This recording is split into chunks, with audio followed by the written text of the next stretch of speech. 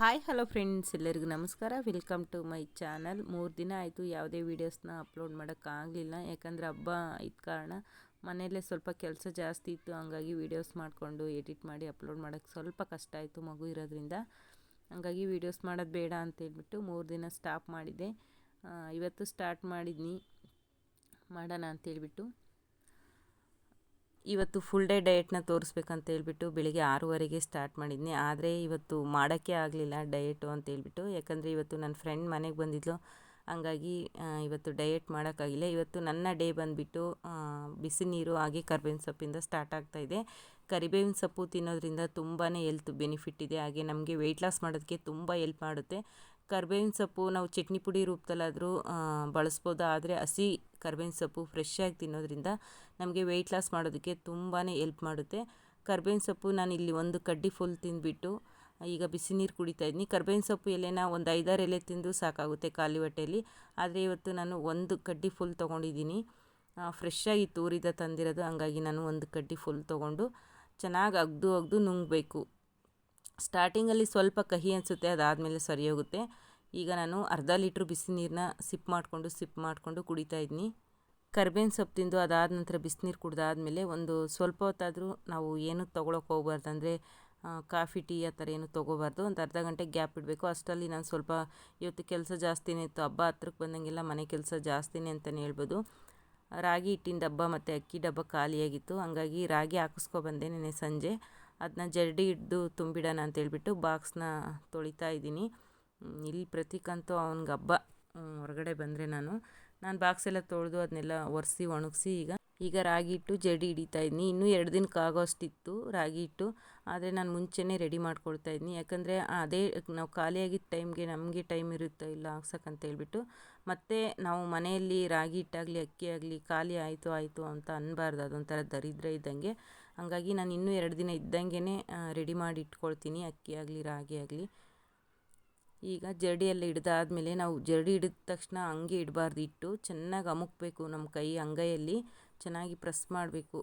ಟೈಟಾಗಿ ಕುತ್ಕೋಬೇಕು ಬಾಕ್ಸಲ್ಲಿಟ್ಟು. ಆಗಿದ್ದಂಗೆ ಮಾತ್ರ ಗೂಡು ಕಟ್ಟಲ್ಲ, ಚೆನ್ನಾಗಿರುತ್ತೆ ಹಿಟ್ಟು ಸಹ. ಈ ಸಲ ಸ್ವಲ್ಪ ಕಡಿಮೆನೇ ಹಾಕ್ಸಿದ್ನಿ ರಾಗಿ ಹಿಟ್ಟು. ಯಾಕಂದರೆ ರಜೆ ಇರೋದ್ರಿಂದ ಊರಿಗೆ ಅಲ್ಲಿ ಹೋಗ್ತೀವಿ ಅಂತೇಳ್ಬಿಟ್ಟು ಸ್ವಲ್ಪ ಕಡಿಮೆನೇ ಹಾಕ್ಸಿದ್ದೀನಿ. ಯಾವಾಗಲೂ ಈ ಬಾಕ್ಸಿಂದು 3/4 ಭಾಗ ಹಾಕಿಸ್ತೀನಿ. ನಮ್ಮ ಮನೆಗೆ ಸ್ವಲ್ಪ ಹೋಗೋರು ಬರೋರು ಜಾಸ್ತಿ. ಹಂಗಾಗಿ ಅಕ್ಕಿ ರಾಗಿಗೆ ಸ್ವಲ್ಪ ದೊಡ್ಡ ಡಬ್ಬನೇ ಇಟ್ಕೊಂಡಿದ್ದೀನಿ ನಾನು. ಈಗ ಅಕ್ಕಿ ಸಹ ಕ್ಲೀನ್ ಮಾಡಿ ಬಾಕ್ಸಲ್ಲಿ ಹಾಕ್ಕೋಬೇಕು.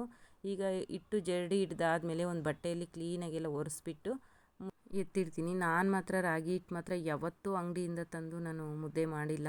ನಮ್ಮ ಅಂಗಡಿ ಇದ್ದಾಗ ಸಹ ಅಷ್ಟೇ, ನಾನು ಎಷ್ಟೇ ಕಷ್ಟ ಆದರೂ ಪರವಾಗಿಲ್ಲ ರಾಗಿನ ಒಣಗಿಸಿ ಮಿಲ್ ಮಾಡಿಸ್ಕೊಂಡು ಜರಡಿ ಹಿಡ್ದು ರೆಡಿ ಮಾಡಿ ಇಟ್ಕೊಳ್ತಾ ಇದ್ದೆ. ಯಾವತ್ತೂ ಒಂದು ಟೈಮೂ ನಾನು ಅಂಗಡಿ ಹಿಟ್ಟು ತಂದು ಮುದ್ದೆ ಮಾಡಿಲ್ಲ. ಈಗ ಬಂದರೆ ಬ್ರೇಕ್ಫಾಸ್ಟ್ ಬಂದುಬಿಟ್ಟು ಸುಮಾರು ಒಂದು 10 ಗಂಟೆ ಆಗಿತ್ತು. ಇವತ್ತು ದೋಸೆ ತಗೊಳ್ತಾ ಇದ್ದೀನಿ. ದೋಸೆ ಅಂದರೆ ಇವತ್ತು ನಮ್ಮ ಮನೆಯವರು ತಿಂದುಬಿಟ್ಟು ಒಂದು ಎಕ್ಸ್ಟ್ರಾ ಬಿಟ್ಟರು. ಹಾಗಾಗಿ ವೇಸ್ಟ್ ಮಾಡೋಕ್ಕೆ ಮನಸ್ಸು ಬರ್ದ. ಹಾಗಾಗಿ ಸೌತೆಕಾಯಿ ಏನೂ ತೊಗೊಂಡಿಲ್ಲ, ಸ್ವಲ್ಪ ದಾಳಿಂಬೆ ತೊಗೊಂಡು ದೋಸೆನ ತೊಗೊಂಡಿದ್ದೀನಿ. ಎಷ್ಟೋ ಡಯೆಟ್ ಮಾಡ್ತೀವಿ ಅಂದರೆ ಅದನ್ನ ಬಿಸಾಕೋಕ್ಕಾಗಲ್ವಲ್ಲ. ಹಾಗಾಗಿ ಪರವಾಗಿಲ್ಲ ಇಲ್ಲ ಅಂತ ನಾನು ದೋಸೆ ತೊಗೊಳ್ತಾ ಇದ್ದೀನಿ. ಪರವಾಗಿಲ್ಲ, 1-2 ದೋಸೆ ತೊಗೋಬೋದು. ಹಾಗಾಗಿ ನಾನು ಸಹ ಇವತ್ತು ದೋಸೆ ದಾಳಿಂಬೆ ಸಾಂಬಾರನ್ನ ತೊಗೊಂಡಿದ್ದೀನಿ. ಹೀಗಾದರೆ ತಿಂಡಿ ಆಯಿತು. ಈಗ ನನ್ನ ಫ್ರೆಂಡ್ ಅಂತೇಳಿದ್ನಲ್ಲ, ಇವಳು ನನ್ನ ಚೈಲ್ಡ್ಹುಡ್ ಫ್ರೆಂಡು ಪುಷ್ಪ ಅಂತೇಳ್ಬಿಟ್ಟು, ನಮ್ಮೂರೇ. ಪಾಪು ನೋಡೋಕ್ಕೆ ಬಂದಿರಲಿಲ್ಲ, ತುಂಬ ದಿನದಿಂದ ಬರಬೇಕು ಅಂತ ಅಂದ್ಕೊಂಡಿದ್ಲು. ಹಂಗಾಗಿ ಅವನಿಗೆ ಬಟ್ಟೆ ತೊಗೊಂಡು ತಿನ್ನೋದಕ್ಕೆ ತಿಂಡಿಗಳನ್ನ ತೊಗೊಂಡು, ಅವಳ ಮಗಳು ಪಿಂಕು ಅಂತ, ಹರಿಪ್ರಿಯಾ ಅಂತ ಹೆಸರು, ಪೆಟ್ ನೇಮ್ ಬಂದುಬಿಟ್ಟು ಪಿಂಕು ಅಂತ ಇಟ್ಟಿದ್ದಾರೆ. ನಾವು ಪಿಂಕು ಅಂತಲೇ ಕರಿತೀವಿ. ತುಂಬ ಕ್ಯೂಟಾಗಿದ್ದಾಳೆ ನೋಡಿ. ಅವಳು ಬಂದರೆ ಸುಮ್ಮನೆ ಇರಲ್ಲ, ಏನಾದರೂ ಒಂದು ಆ್ಯಕ್ಟಿವಿಟಿ ಮಾಡ್ತಾ ಇರ್ತಾಳೆ. ಮನೆಗೆ ಕ್ಲೇ ಇತ್ತು, ಹಂಗಾಗಿ ಅವಳು ಫಿಶ್ ಮಾಡ್ತಾಯಿದ್ದಾಳೆ. ಮತ್ತು ನನಗೆ ಕಡಲೆಕಾಯಿ ಹುರಿದು ಆಂಟಿ. ನಾನೇ ಕೇಳಿದೆ, ಏನು ತಿಂತೀಯಮ್ಮ ಅಂದರೆ ಕಡಲೆಕಾಯಿ ಅಂತ ಹೇಳಿದ್ಲು. ಹಂಗಾಗಿ ಅವಳಿಗೆ ಇವತ್ತು ಕಡಲೆಕಾಯಿ ಸಹ ಹುರ್ಕೊಡ್ತಾಯಿದ್ನಿ ಊಟಕ್ಕಿಂತ ಮುಂಚೆ. ಹಾಗೆ ನಮಗೂ ತುಂಬ ಇಷ್ಟ ಕಡಲೆಕಾಯಿ ಅಂದರೆ. ಹಾಗೆ ಪುಷ್ಪನಿಗೂ ಇಷ್ಟ ಕಡಲೆಕಾಯಿ ಅಂದರೆ. ಹಂಗಾಗಿ ಕಡಲೆಕಾಯಿ ಹುರಿದಿದ್ದೀನಿ. ಸುಮಾರು ಆಗಲೇ ಒಂದು 12:30 ಆಗಿತ್ತು. ಕಾಫಿ ಟೀ ಏನೂ ಕುಡಿಯೋಲ್ಲ ಪುಷ್ಪ. ಹಾಗಾಗಿ ಕಡಲೆಕಾಯಿನ ಹುರಿದ್ಬಿಟ್ಟು ಕೊಟ್ಟಿದ್ದೀನಿ. ಅದಾದಮೇಲೆ ಇವತ್ತು ಪುಷ್ಪಂದೇ ಅಡುಗೆ ಎಲ್ಲನ. ಅವಳು ಸುಮ್ಮನೆ ಕೂರಲ್ಲ ಮನೆಗೆ ಬಂದರೆ. ನನಗೆ ಪಾಪು ಇರೋದ್ರಿಂದ ಅವನು ಅಳ್ತಾ ಇದ್ದ. ಹಂಗಾಗಿ ನಾನೇ ಮಾಡ್ತೀನಿ ಕಣೆ ಅಂತೇಳ್ಬಿಟ್ಟು ಇವತ್ತೆಲ್ಲ ಅವಳೇ ಮಾಡಿದ್ಲು. ಚಿತ್ರಾನ್ನ ಮಾಡಿ, ಪಕೋಡ ಮಾಡಿ, ಮತ್ತು ಸ್ವಲ್ಪ ಪಾಯಸ ಮಾಡಿ, ಹಪ್ಪಳ ಎಲ್ಲ ಮಾಡಿದ್ವಿ. ಕೋಸಂಬರಿ ಎಲ್ಲನ ಫುಲ್ಲೆಲ್ಲ ಅವಳೇ, ತರಕಾರಿ ಎಲ್ಲ ಹೆಚ್ಚಿಬಿಟ್ಟು ಅವಳೇ ಮಾಡಿದ್ಲು. ಇವತ್ತು ಅಕ್ಕಿ ಹಸಿಟ್ಟಿರಲಿಲ್ಲ ಮನೆಯಲ್ಲಿ.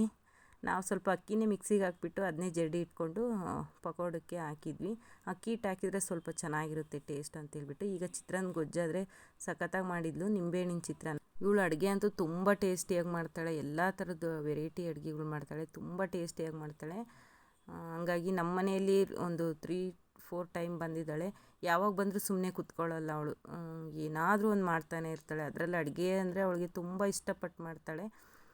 ನೋಡಿ ಎಲ್ಲ ಅವಳೇ ಮಾಡ್ತಾಯಿದ್ದಾಳೆ ಇವತ್ತು. ಅಂದರೆ ನನ್ನ ಪ್ರತೀಕು ಇವತ್ತು ತುಂಬ ಅಳ್ತಿದ್ದ, ಮಲ್ಕೊಂಡಿರಲಿಲ್ಲ, ಹಂಗಾಗಿ ಅವಳು ಮಾಡ್ತಾಳೆ. ನಮ್ಮೂರು ಇವಳೇ ಅಂತಲ್ಲ, ನಮ್ಮೂರು ಹೆಣ್ಮಕ್ಳು ಅಷ್ಟು ಎಲ್ಲೋದ್ರೂ ಕುತ್ಕೊಳ್ಳೋದೇ ಇಲ್ಲ. ಅವ್ರ ಕೈಯಿಂದ ಏನಾಗುತ್ತೋ ಸಾಧ್ಯವಾದಷ್ಟು ಮಾಡ್ತಾರೆ. ಒಬ್ರು ಮನೆಗೆ ಹೋಗಿ ಕುತ್ಕೊಳ್ಳೋದು, ಸುಮ್ಮನೆ ಅವ್ರು ಮಾಡಿಟ್ಟಿರೋದು ತಿಂದು ಬರೋದು, ಆ ಥರ ಯಾರೂ ಮಾಡಲ್ಲ. ನಮ್ಮ ಊರಿನವರೆಲ್ಲ ಅಷ್ಟೇ.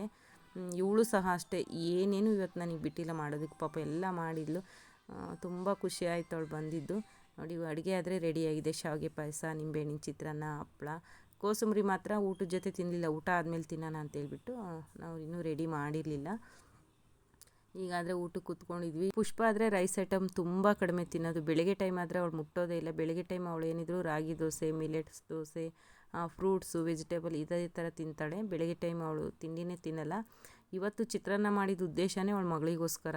ಅವಳು ನನಗಿವತ್ತು ಚಿತ್ರಾನ್ನನೇ ಬೇಕು ಅಂತ ಹೇಳಿದ್ಲು, ಹಂಗಾಗಿ ಅವಳಿಗೋಸ್ಕರ ಚಿತ್ರಾನ್ನ ಮಾಡಿ ಪಕೋಡ ಮಾಡಿದ್ದು.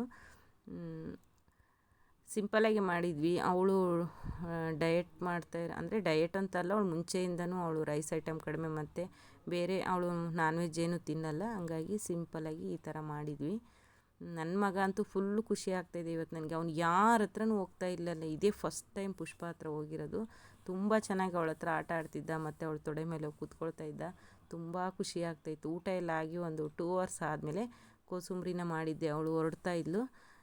ಇಲ್ಲಿ ಪ್ರತೀಕಿಗೆ ನಾವು ಎಷ್ಟು ಊಟ ಮಾಡ್ಸೋಕೋದ್ರೂ ಮಾಡ್ತಾಯಿರಲಿಲ್ಲ. ಮಹತ್ಗೆ ಪಾಯಸ ಕೊಟ್ಟೆ ತಿನ್ನೋದಕ್ಕೆ ಅಂತೇಳ್ಬಿಟ್ಟು. ಮಹತ್ ತಿನ್ನೋದಕ್ಕೆ ಬಿಡ್ತಾಯಿಲ್ಲ ಅವನು.